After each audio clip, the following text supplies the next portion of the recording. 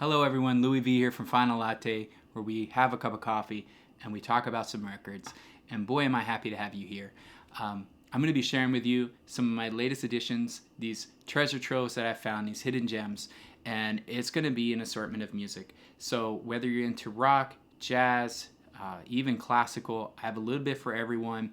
We're also going to get into some audiophile records. We have several records from iconic female singers, and just some really classic stuff. So I'm happy to share this with you, and we're going to get right into it.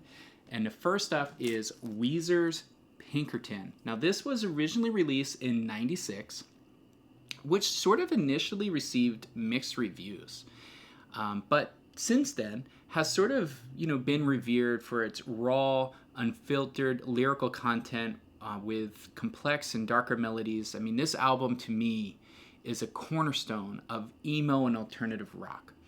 The lyrics on here really delve into like personal struggle, and it's just brutally honest and emotional.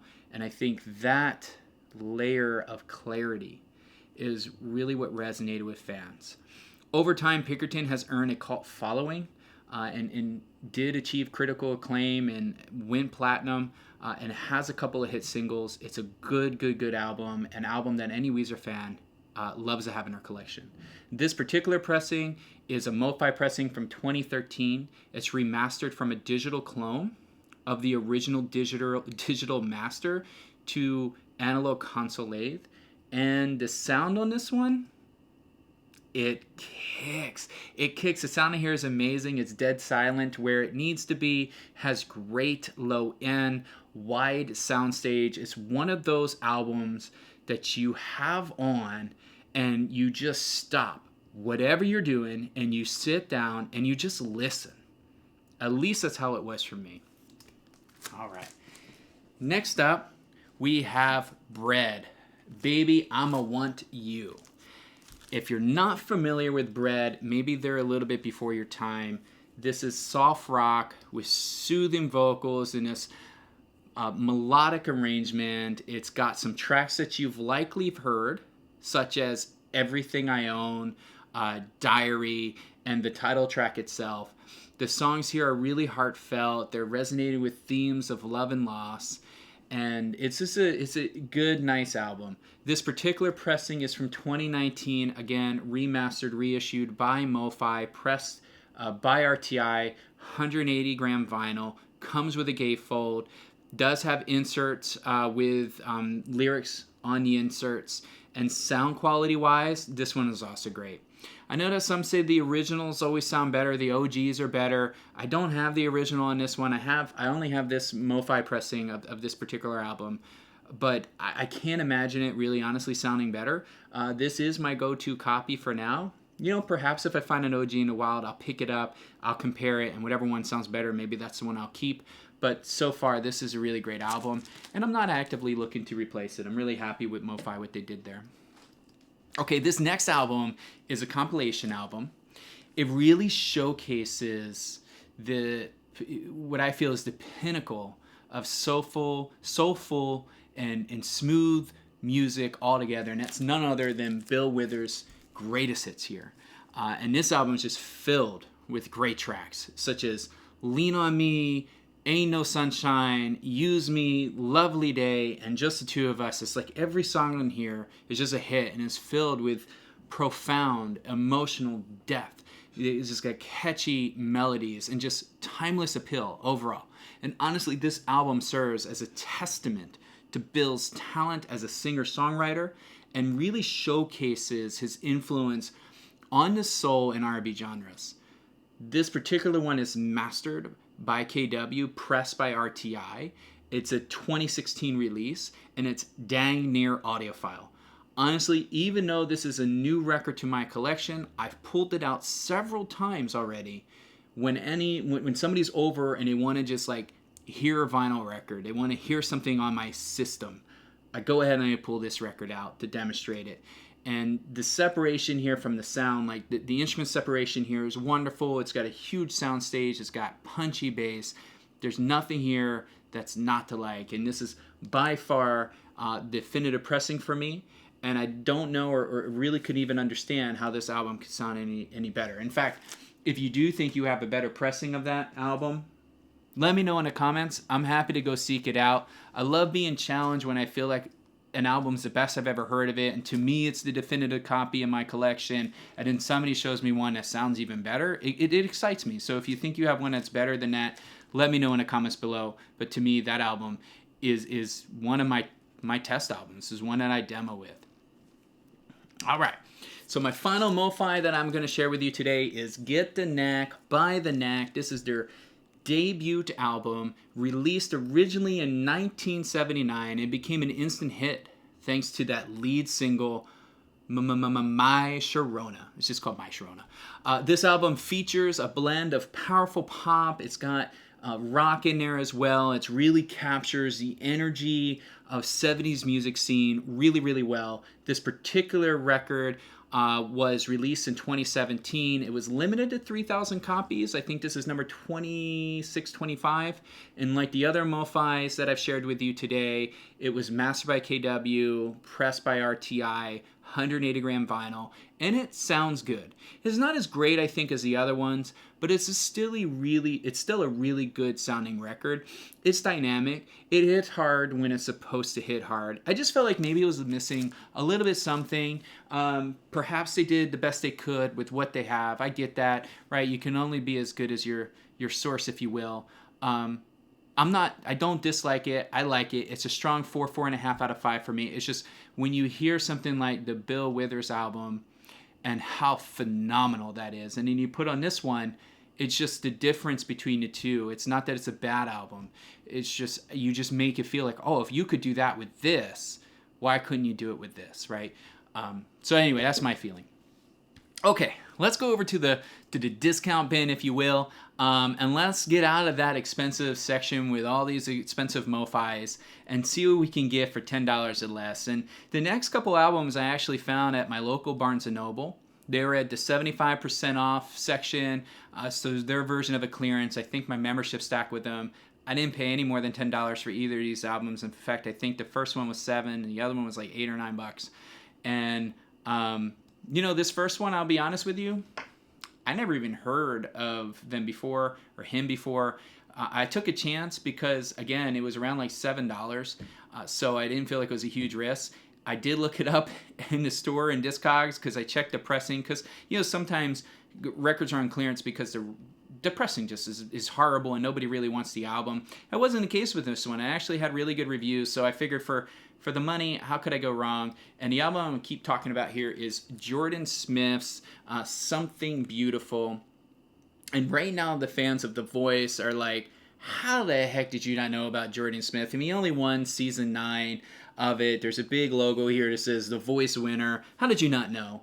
Well, I didn't know. I didn't watch the show. I don't follow the show. But I do know now, so isn't information now more important than anything, right? We all learn. I learned something, right? I feel good. I learned something. I now know who Jordan Smith is.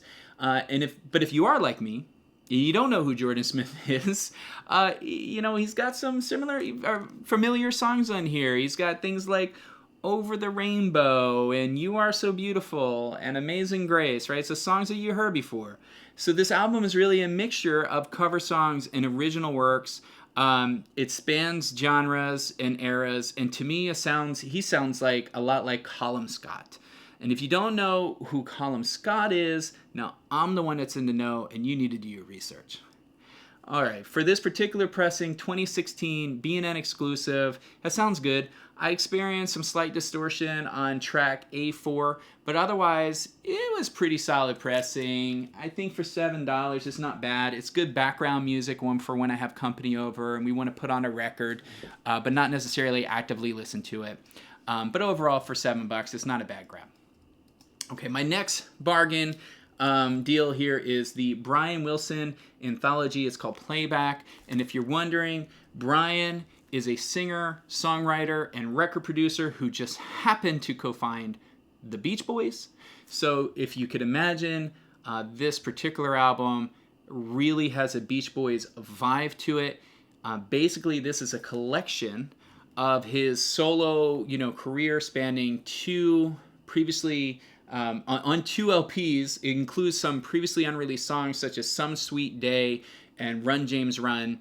Oddly though, there's some songs missing here. I think the one that stands out for me that I feel like would absolutely be included in any sort of like greatest hits album, if you will, because that's essentially what this is his song Your Imagination. I think it was really a killer song from Brian. I was surprised it wasn't on here. Maybe it was a rights thing. I'm not really sure. But I was a little bit sad not to see it included. For this particular pressing, this is the Euro Press 2017. It's mastered by Ron McMaster. It's released by Rhino and includes a gatefold. This is a gatefold. It does have a print. Sound-wise, it's average. I really don't recall anything standing out specific on this one, which is both good and bad, right? You remember some bad things because it got sibilance or whatever, it's too bright, and then you remember good things because it's why I think it was kind of average. So it's an okay record, especially for I think it was like $8 or something I paid for it. Can't really go wrong.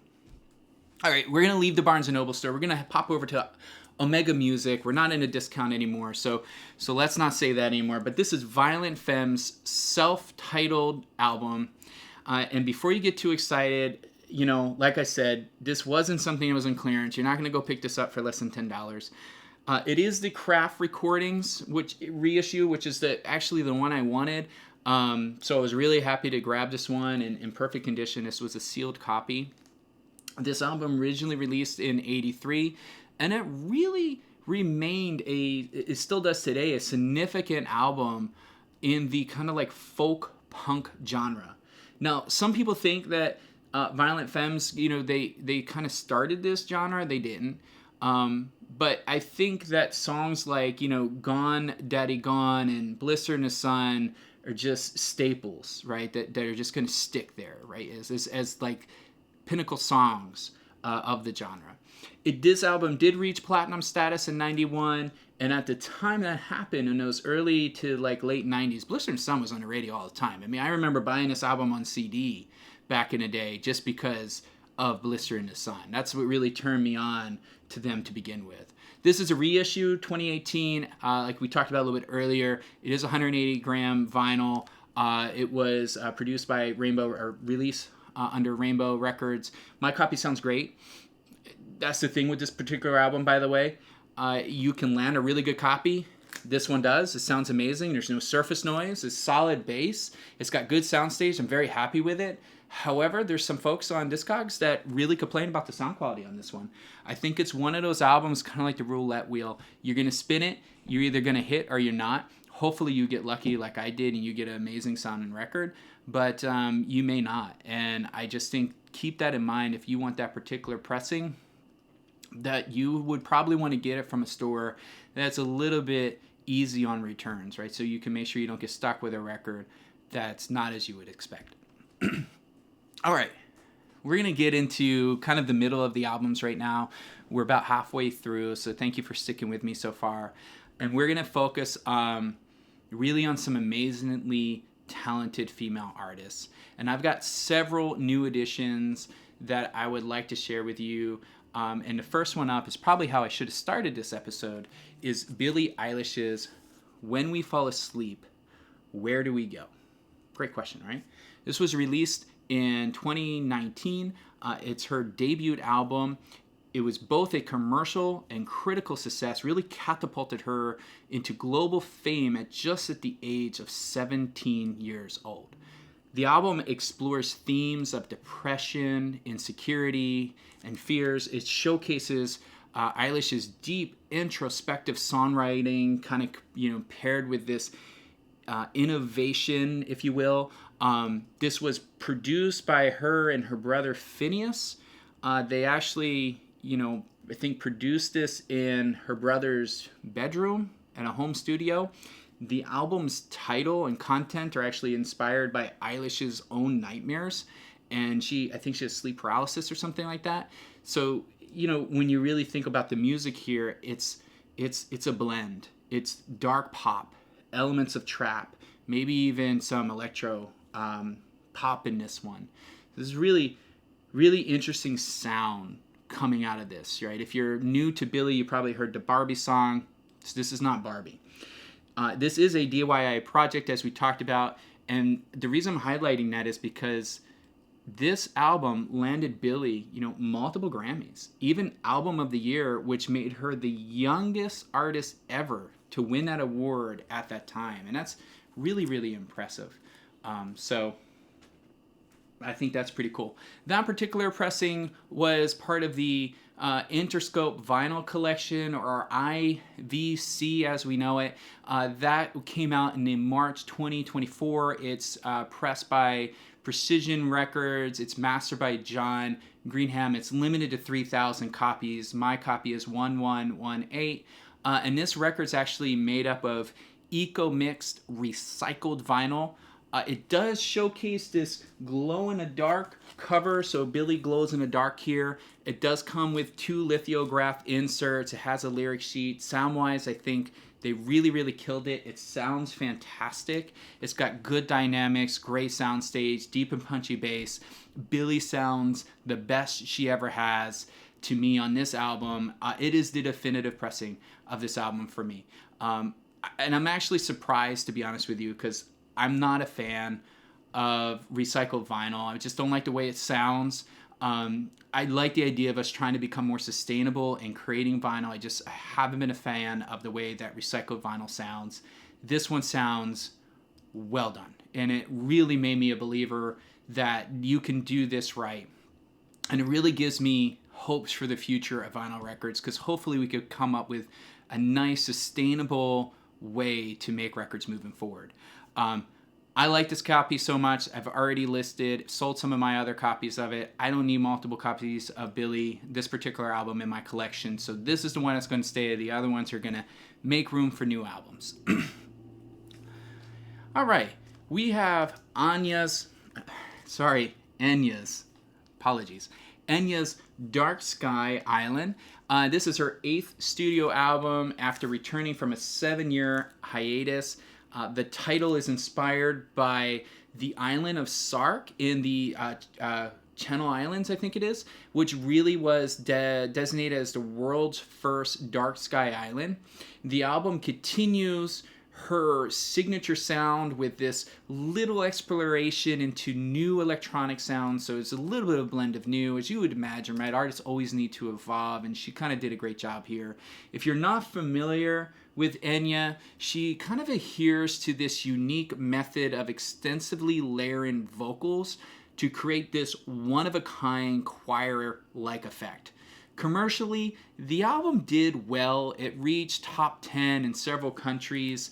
It fared well. This is the 2015 Euro pressing mastered by Dick Betham, which was sold exclusively at Barnes & Noble, or this particular variant, if you will, was sold exclusively at B&M.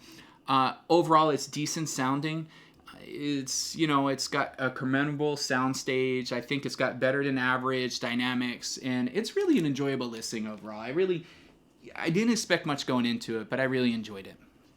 Next up is an artist known for her catchy hooks and empowering themes, and that is none other than Ava Max, and this is her Diamonds in Dancefloor, originally released in early 2023, features some breakout hits here. I think the one that people know is Sweet But Psycho, which really sets the stage of this album, if you don't mind me saying.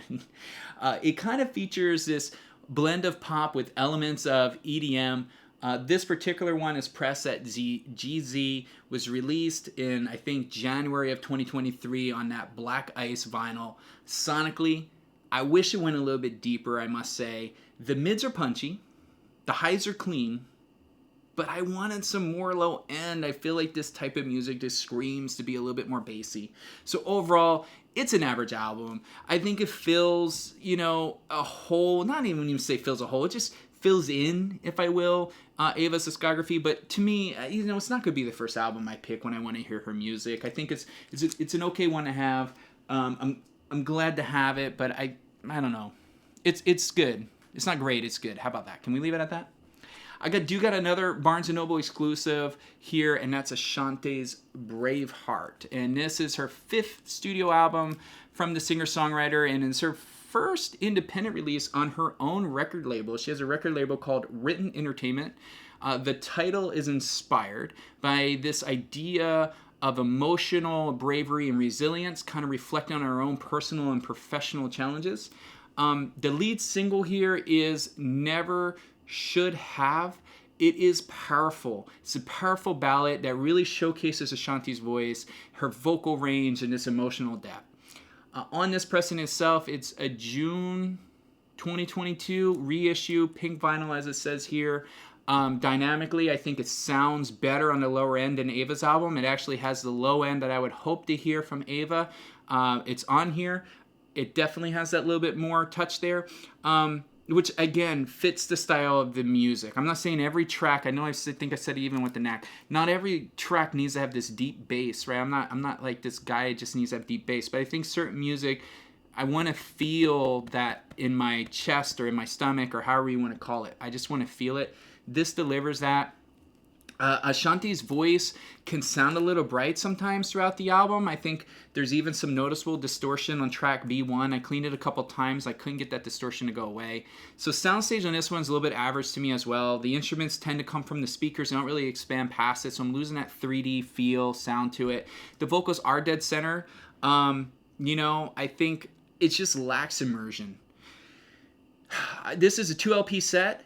LP2 sounded better to me than LP1. I'm curious to know if you have this exact one, this Barnes & Noble exclusive, if you felt the same, or is this something unique to my own? I just felt like LP2 was just better pressed, I think, than LP1 in my opinion. I'm curious to know if that's consistent with how you guys feel. So I will highlight here, Ashanti, this is not my go-to album for her either. I think that Ashanti, a lot of the songs in there, it really feels like she's trying to mimic, almost if you will, other really popular megastars in her genre. I think the music, when you really listen to it, sounds similar to songs that you know or artists that you know. I think what I really lacked me on the Ashanti album, right, despite some of this acoustics on the album itself, I just felt like it was lacking originality.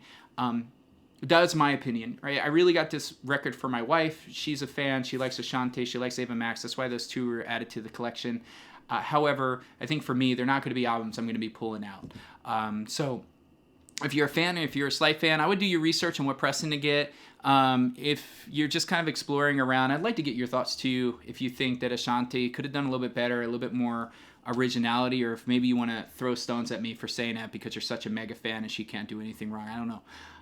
But I do have one female singer. It's my last female singer I have to share with you that I think just nails it, and that's Lana Del Rey. And this is Lust for Life, which is her 5th studio album. It really marked a departure for her from her previous work. This features really more of an optimistic tone, and she's really exploring themes of love, change, and just longing for transformation. You can even see it with her face here. She's actually smiling. She's happy. And she's doing all that, but still remaining true to her signature cinematic sound, right? And this album features an array of collaborators as well. You got The Weeknd on here. You have Stevie Nicks, ASAP Rocky, and a couple others. This particular pressing is from 2017. It's pressed by Jeezy. It features a gatefold. It does have printed inner sleeves for each of the 2 LPs. This is a dual LP, and I think it sounds great. It's got wide soundstage, it's got great dynamics, it's got nice bass lines. I mean, it's what you expect from this style of music, and it's really a great pressing, and quite frankly, it's my go-to for this album. This is the one I'm going to grab. I don't really see the need to keep other ones in my collection. Okay, so that ends our female feature, if you will. And we do have 3 more records to go, and we're really going to go all over the place. We're going to go to hip-hop, then we're going to go to classical, and then we're going to go to jazz. So, bear with me here. We're going to get this kicked off with the Recession 2 by Jeezy. I remember when he used to be just Young Jeezy. I guess he's grown up now. He's just Jeezy. This is a sequel. So this was originally released in 2023 and is a sequel from his 2008 release of The Recession. This one really comes at a significant and social and economic time, right? This is where you got to think about, back in 2008, you sort of had that financial crisis, which really left to the recession. And then coming out with this one, you're coming into this like social and political climate coming out of COVID-19. You got some economics instability. You have a lot of social justice movements happening. And if you know Jeezy, then you know he weaves his commentary on real world issues into his lyrics that really offer a perspective on resilience and struggle and success. This album features several prominent artists. You got Yo Gotti, E40, Demi Lovato, Rick Ross. And while Jeezy kind of takes advantage of experimenting on different sounds on this one, he does stay true to his roots in storytelling and that whole street wisdom thing he does with his lyrics. Really love it. This is a 2021 2LP pressed on milky white vinyl, released by Def Jam Records. The dynamics and soundstage are good. I did have, and this is my only complaint, I did have a lot of surface noise on all four sides of this album. I ran it through an ultrasonic cleaner twice, so it's not the record's dirty. I think it's just the way it was pressed, and that really took away from it for me. I don't know if I just got a bum copy though, because this does score really well, really high on Discogs. It was actually the pressing I was looking for because it does score high, but it left me a little bit disappointed in that regard. So it's a shame because it's such a good album. I just wish it sounded better without having that sort of surface noise in the background. All right. We do have a bit of classical, and we have Andrea Bocelli's Concerto, One Night in Central Park. This is the anniversary 10th anniversary edition. And if you're not familiar, this is Andrea Bocelli. He is a soprano singer, probably one of the most famous voices of all time. And while you may not maybe know songs of his like by name, you definitely heard his music before, especially if you're into Italian movies or television shows. If you watch The Sopranos, he was a regular artist featured in that series. So he's just got some of the classic songs that are just going to remain forever in time. Getting back to the actual record in and of itself, this is a concert, as it says here, and it really features a variety of artists. You got Celine Dion, beautiful, Tony Bennett. You got others on here as well. And this album, what's really cool is it really showcases Bocelli's wide range of music, right? He can sing opera, he can do pop, some sacred songs, and this highlights his versatility and ability to kind of sort of bridge classical and popular music genres into one night, one event, right? It's just, it takes somebody special to do that, and Andrea can do that beautifully. One of the few people, I think, in the music industry that can actually pull it off, and pull it off seamlessly. This is 2 LPs, limited and special edition. It was released for the first time in 2021 on vinyl, and it's pressed on gold vinyl, and you can order this directly from the Andrea Bocelli store. So if you're really into Andrea Bocelli, or if you want to check out just an amazing, talented singer, I would highly, highly, highly recommend you picking up this album before it's sold out. All right, we're down to the final album. And this is a favorite. Sometimes I save my favorites for last. And this is a favorite of mine. It's Gabor Szabo, Bacchanal. And this was originally released in 68. Sorry, I have it kind of upside down there. Sorry. This was originally released in 68, and is sort of a testament to Gabor's creativity and his willingness to explore and blend musical genres. This album is a fine example of his innovative approach to the jazz guitar and blending elements of Eastern European and Indian music into that jazz, which became his signature sound and style. And what's really interesting is that he was one of the first jazz musicians to actually explore that integration of Eastern and Indian music into jazz. And that trend wouldn't really become popular until the late 60s and early 70s, but he was kind of a pioneer in it. This particular pressing is a Capitol record pressing from 68, original release year. I love it. And it comes in a gatefold. The plant that this came out of is the Capitol Los Angeles pressing plant. And if you're wondering how we know, is that if you look at the dead wax, there's a little star that's stamped in a runout that indicates the pressing plant. I'm super happy with this copy, as the record is near mint, the cover is near mint. There is a small little ding up here, which takes away that kind of mint, near mint, but overall, the soundstage on this one, the sound on this one is just amazing. The soundstage is wide, it's got huge dynamics. I'm such a fan of this album. I'm such a fan of the artist, to be honest with you. And having one that's a release year, I mean, that just means a lot to me. I believe that sometimes getting the release year and original pressing, sometimes when you really love an artist, it just connects you more to the music and the time. To me, this sounds dang near audiophile. It's an album I put on at the end of a long day. You finish a long day at work. Maybe you have we'll say coffee, but it could be another cocktail in hand. You just want to let go. This is a great album to do that. This is really a great album to do that. I'm so happy to have this in my collection. In fact, I might go ahead and spin it as soon as we get done with this video. So folks, that is a wrap. I really hope that you enjoyed this episode of Vinyl Latte. I hope you enjoyed these albums, the mix of albums that I shared with you, as much as I enjoyed sharing them with you.